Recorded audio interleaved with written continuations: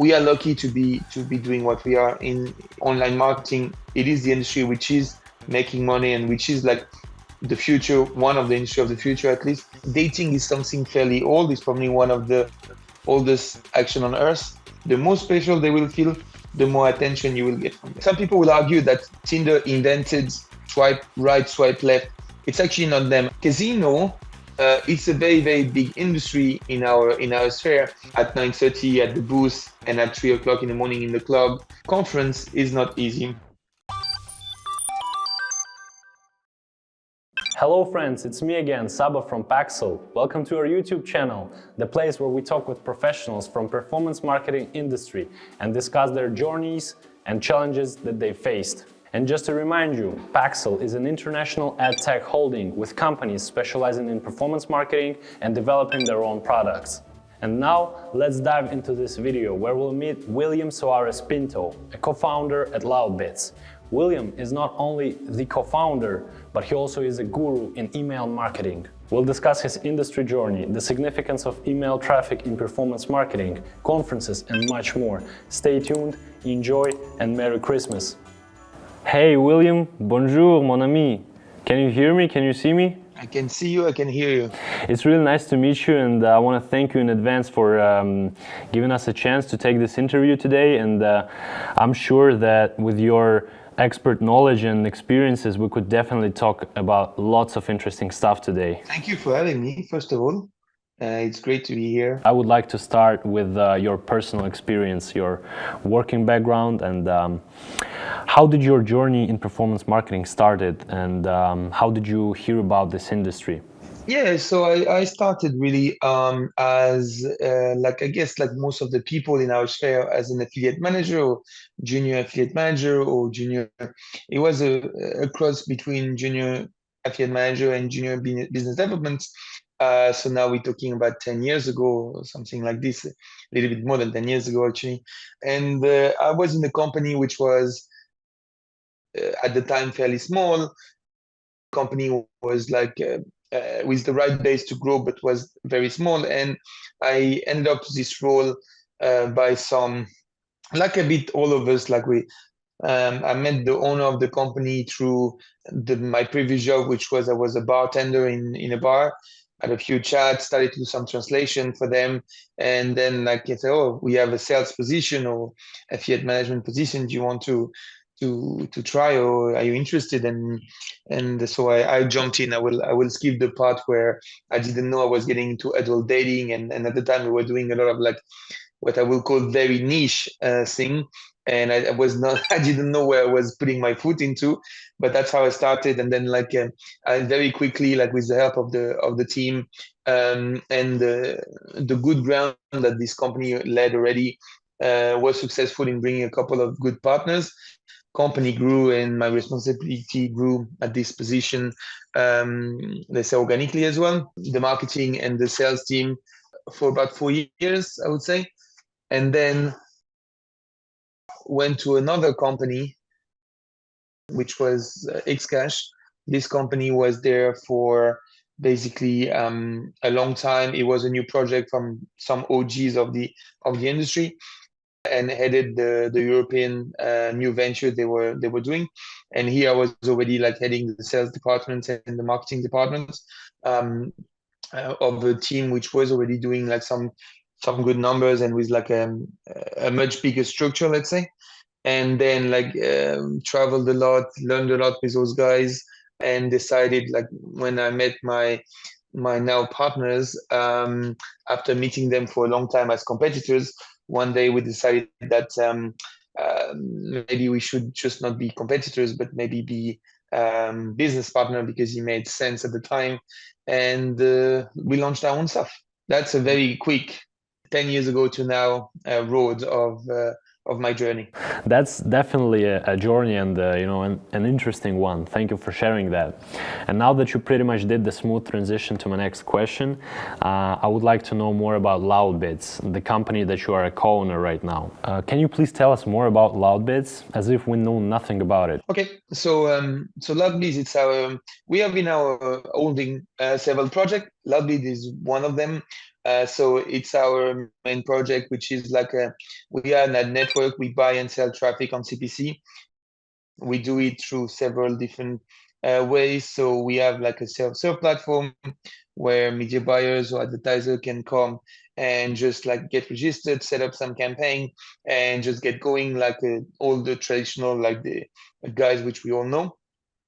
And then we have the second way of working, which is like RTB. So we have like open RTB set up so people can come and plug themselves into the system, both on the supply side and on demand side.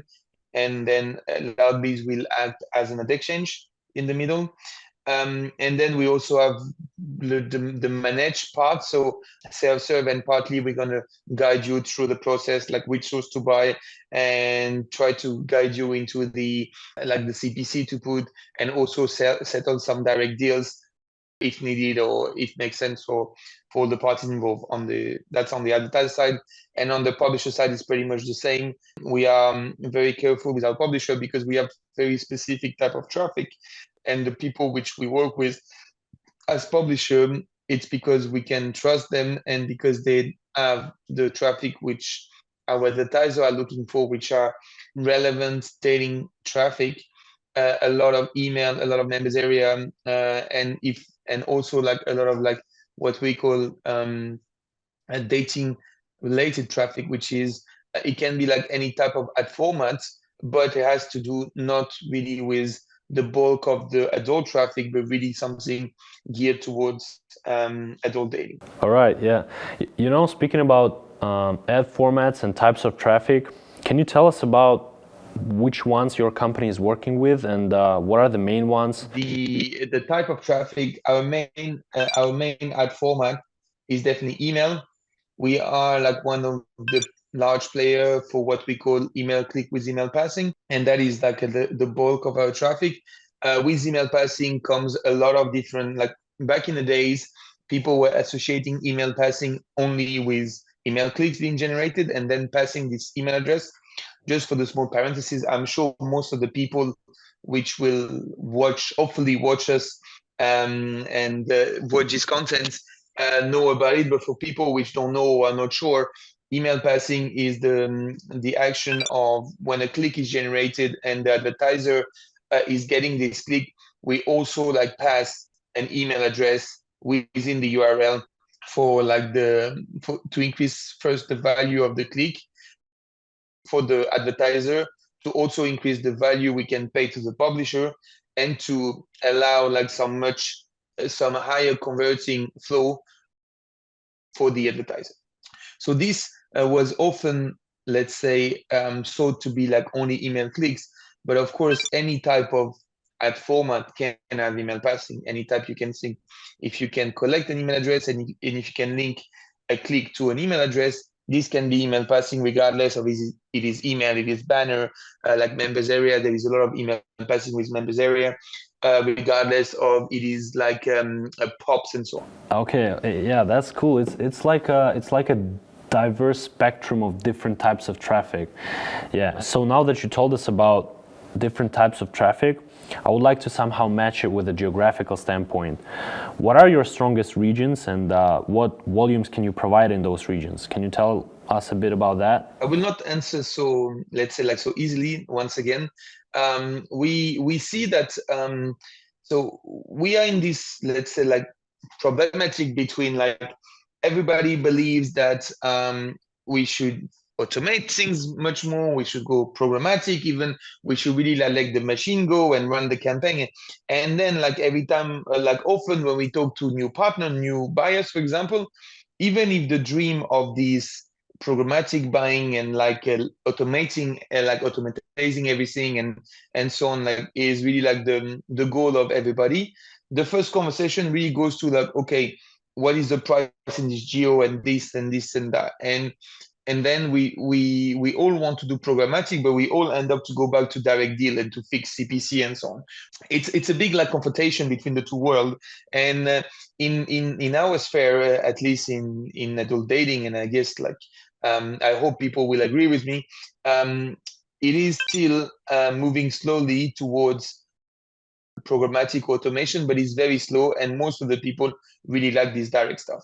So now, of course, I can tell you like some good geo. Of course, like the US is an obvious one, not in terms of like just quality, but in terms of volume. The volume is there, and the geo we have is, it's like what everybody else will tell you. It is the Western Europe. It is US. It is like UK. It is also like Eastern Europe. Like we do very well actually in Eastern Europe. So Europe as a whole.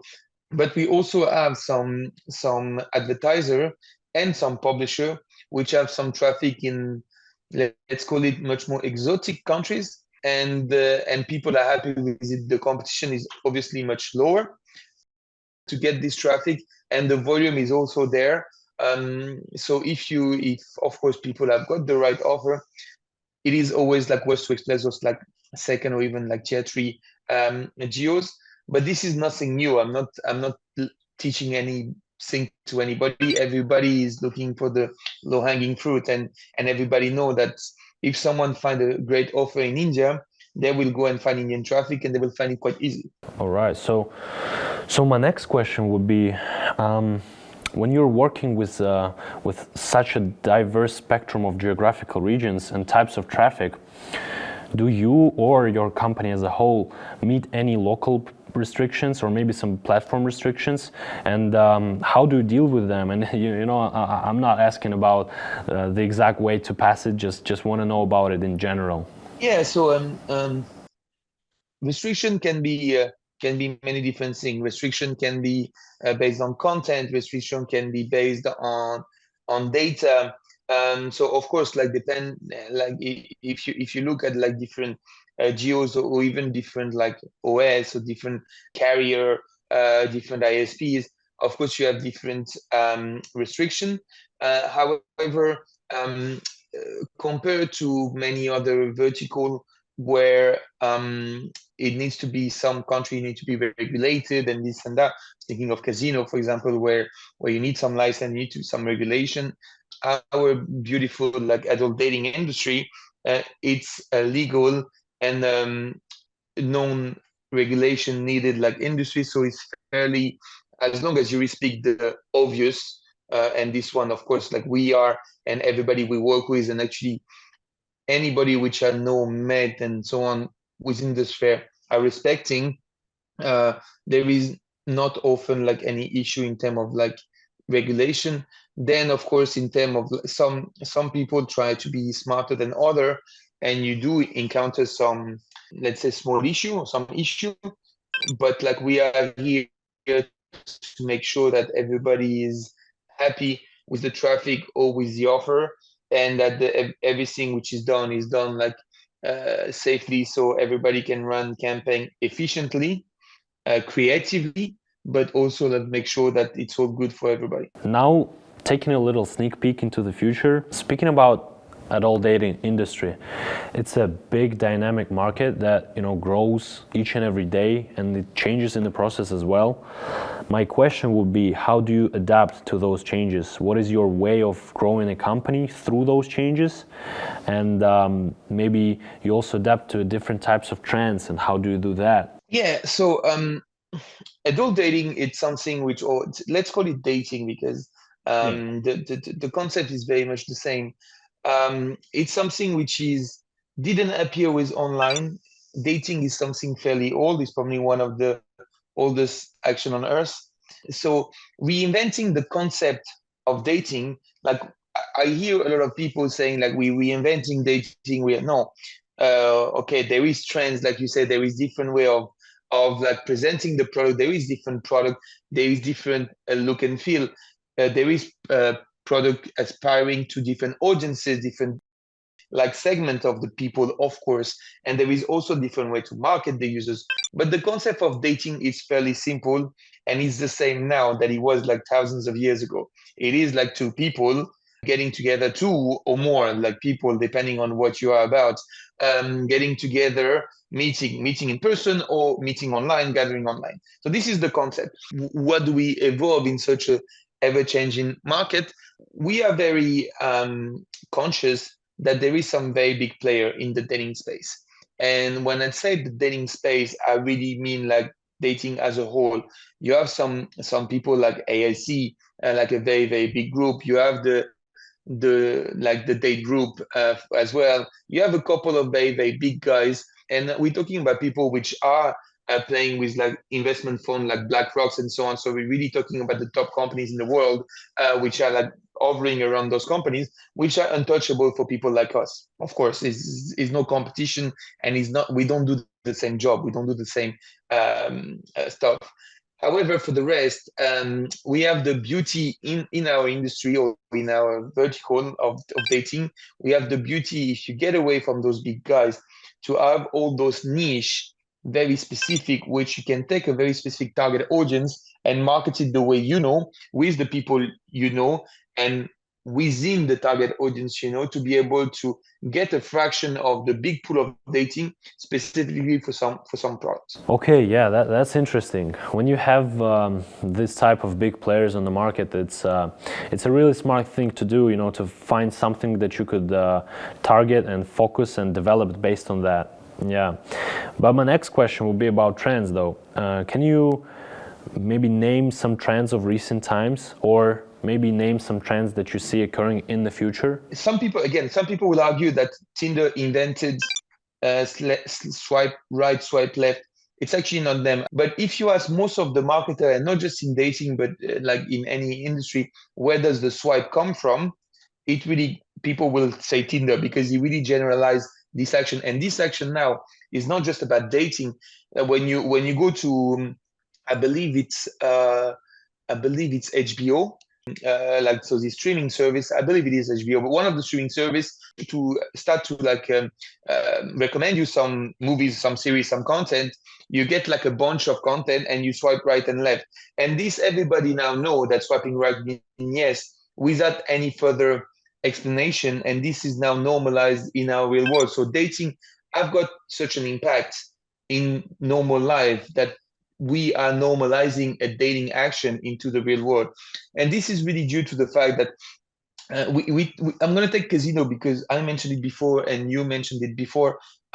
Casino, it's a very, very big industry in our sphere, and it's very specific. The collection, that the CPA are much higher, the collection is much greater, but it's also like something which you touch a much smaller amount of people.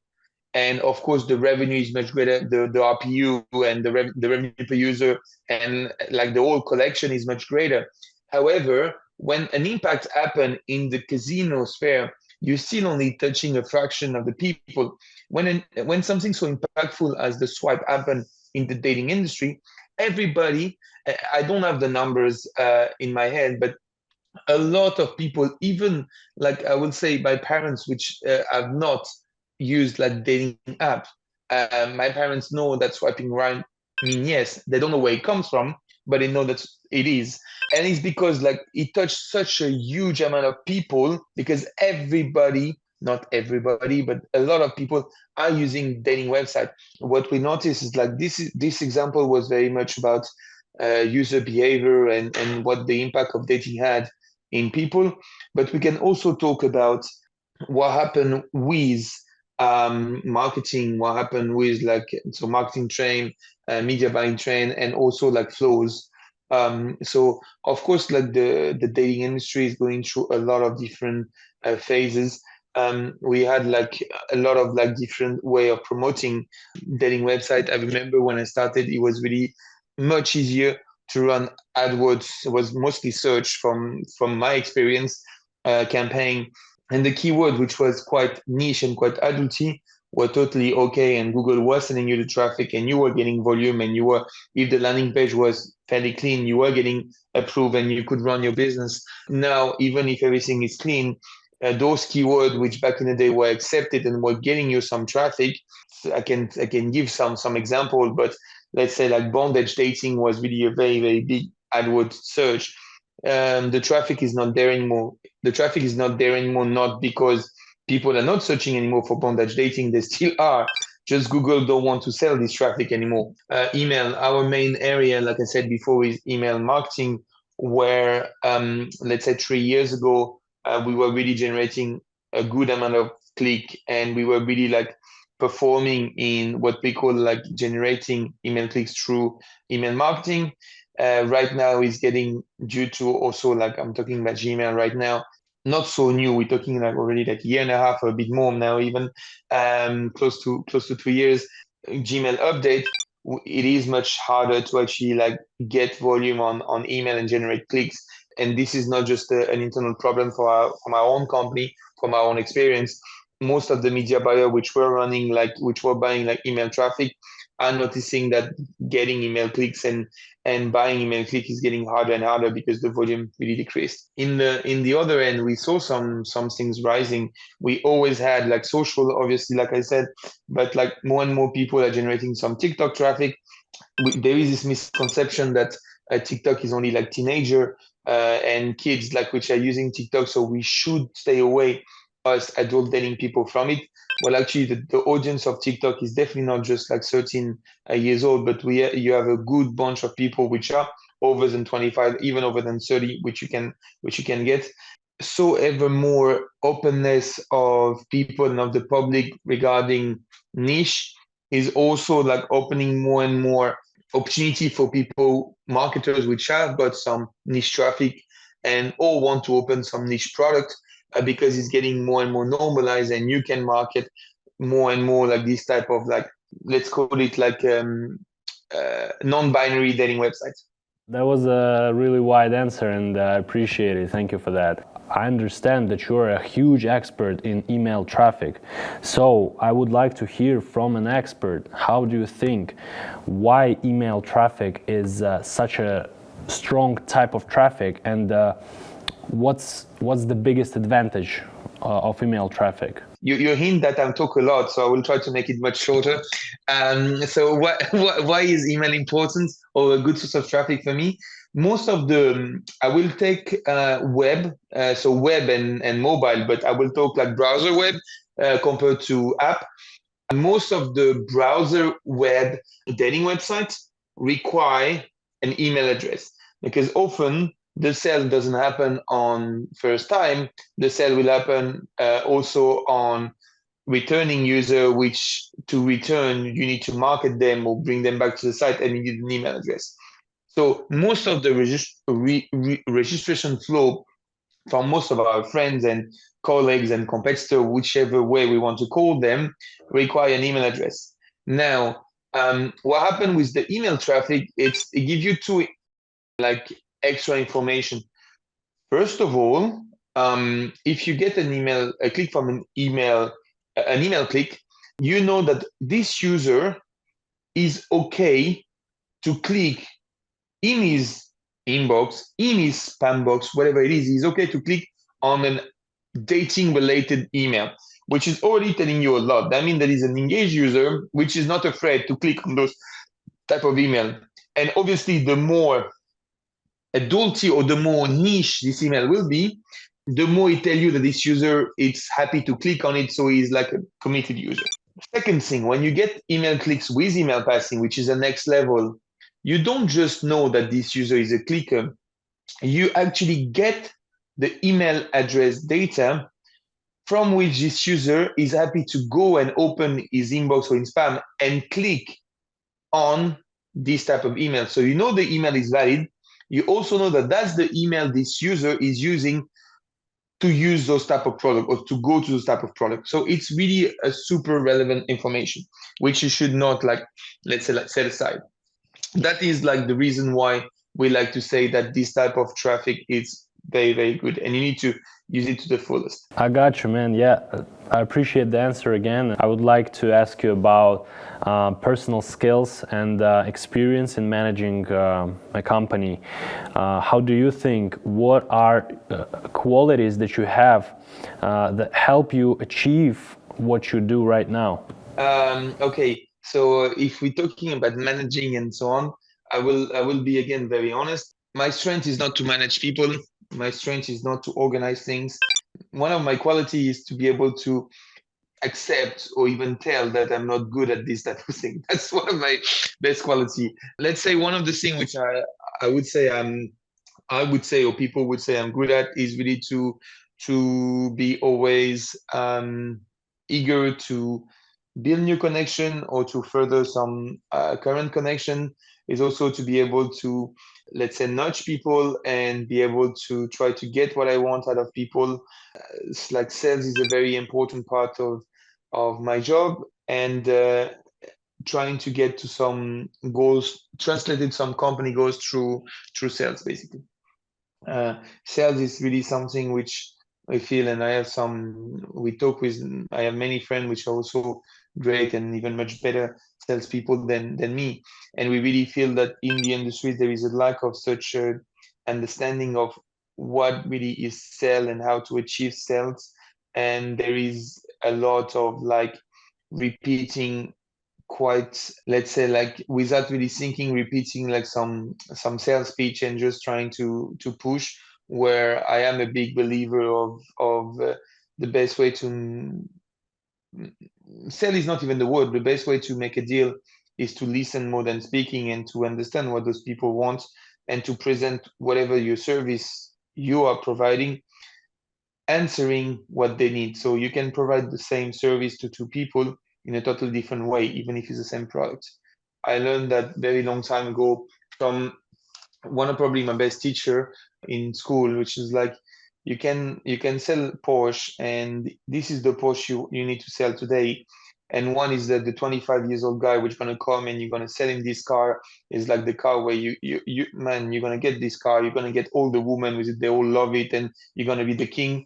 And then you have the 45 years old single mom with like two kids, which need like a car, and you're gonna sell like the security of the car. You're gonna sell the fact that it's the most robust, and is the one which is like the easiest to be able to carry the family. Same product, totally different way of selling the car. And the only way you know this is by listening to the people first. Yeah, that's definitely true. And you know, nobody's perfect. We always have room to improve, and every day you excel at something for sure. Coming from that much experience that you have, maybe you have some quick tips and tricks for newcomers in our industry, maybe for people who are just starting out, it's the start of their journey. Maybe you have some directions for them to go.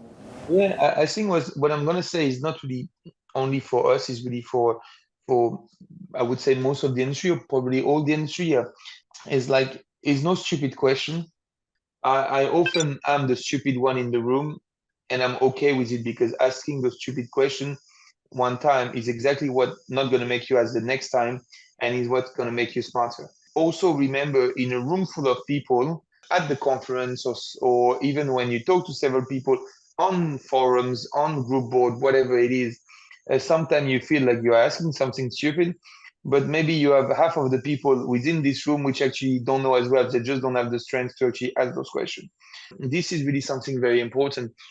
And then, like, I often say, and this is really depending on your relation and your job, but like when you do conferences, for example, or when you talk to people, when you have people approaching you, when you are hunting, when you are discussing even, do not just focus on the only little thing you need. Of course you have a job, of course, if it's your business, you have a target and you have to achieve those goals, and you know how you're going to achieve them.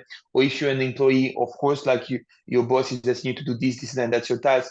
But do not let down the rest. Like, you need to talk to people, you need to understand people, and what is not useful for you today might be useful for you tomorrow. So don't just go head down and just hunt for what you want. Listen to people, listen to who they are, understand like what they do, and understand how one day you might be able to work together. The last thing I would say, and that's something, I am not very organized, like I said, but this I do, and I really like do it quite thoroughly, is like I am holding on to a database of people which I meet, which I deem important, and is now quite large. And I will give like a tip which I gave before, and people, I keep repeating it, and I think people don't do it yet. Is like this column. So of course the name of the person, of course his contact, of course who he works for, of course all this information, of course they are there, and it makes sense. One thing which I would say is super important, it's the column random.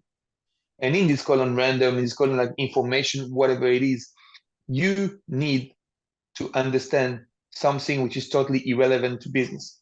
the name of her daughter, the name of his dog, what type of car brand he likes, the glass, he just bought glasses. It does not matter which information, but it's something you can, when you're going to meet this person again, look through your stuff and you're going to, hey, how is your daughter, Stephanie? Or hey, did your dog have this operation? And all this stuff, you're going to transpire to be so much more than just another contact. You're going to give so much attention to those people that they will really like pay attention back to you because they will feel special. Making people, it sounds very, I would say, like controlling and even like very, very like twisted. But to get attention to people, we need to give them attention and they need to feel special. The more special they will feel, the more attention you will get from them. Now that we are pretty much coming to the conclusion of this whole thing, I wanted to say thank you for coming, and I cannot even appreciate it enough, you know, for all the words that you said today.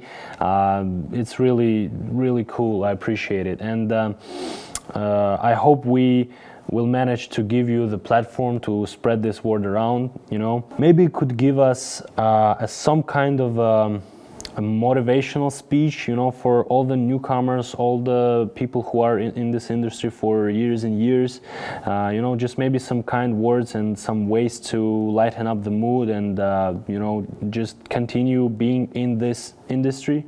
Yeah, I would say that we are like, we work in such a small industry, and I really mean it, most of the people, it's business, it's competition. Of course, we're not here all to make present to each other and to like just give things free for each other, but it's a fairly nice industry. And I'm first very glad to be in this industry. Like I really feel grateful. We all are, and not just like I'm not addressing myself to the top guys. I'm really addressing even to the junior affiliate manager, the people in our industry which will watch this stuff, the small media buyer, the people which are struggling. Like we are lucky to be doing what we are in this time, and in this uncertain time, even more, working online, being able to do what we do, being able to still produce, and being able to keep learning on something which is ever changing. And we are at the forefront of something which most of the people can't even understand. We leave something which people will never leave, and we are really like learning stuff which are not taught in school, and are the industry where people, and I'm not talking just affiliation, but traffic, like online marketing, it is the industry which is making money and which is like the future, one of the industry of the future at least. We are such a small percentage of having the right to access this that we should all feel grateful at least to being part of this industry. And for the rest, I really want to say that for me, it's one of the best thing really happened to me is this industry, because it is a lot of opportunity. It is hard, of course, and when it's not for everyone, and of course, it's not easy money, and of course, you have to do stuff. But if you really like are a grinder, and if you really are a good person and can build some good relationship with good people around you, you will spend a lot of time having good fun, being able to produce what you want, achieving goals, and being surrounded by people which are good people. Well, William, once again, I want to say thank you. Thank you for giving us the time. Thanks for giving us the information. I really enjoyed it. I hope you enjoyed it too. And yeah, man, I just wish you all the best. I said, like, I want to thank you guys, you personally, and all the team behind as well for having me. And I hope that you said you had fun. I also like really enjoyed it. I had fun. I hope the people which gonna watch us gonna have at least a bit of fun as well, and also gonna take out some information from it. All right, William, I wish you the best of luck, and I wish that you will achieve everything you want to achieve. And yeah, goodbye. Bye bye.